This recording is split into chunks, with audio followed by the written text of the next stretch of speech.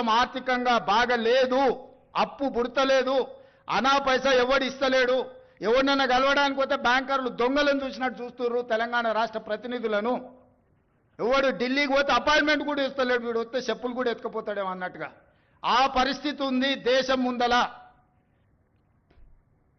అప్పు పుడితే నేను కూడా ఏదో ఒకటి చేసి తెచ్చిచ్చేటోను, అప్పు పుట్టట్లేదు, ఎవడు బజార్లో నమ్మడం లేదు. స్వీయ నియంత్రణనే దీనికి పరిష్కారము. ఉన్నంతలో గౌరవంగా సంసారాన్ని నడిపితే బజార్లో ఎవడైనా నమ్ముతాడు. వీధికెక్కి రచ్చ చేసుకుంటే, కుటుంబం పరువు బజార్లో పడేసుకుంటే ఎట్లుంటుందో, ఉద్యోగ సంఘ నాయకులారా, రాష్ట్ర ప్రభుత్వం అనేది మన కుటుంబము, ఈ పరువును బజార్లో మీరు పడేస్తాము అనంటే కుటుంబ పెద్దగా వద్దు అని నేను విజ్ఞప్తి చేస్తున్నా.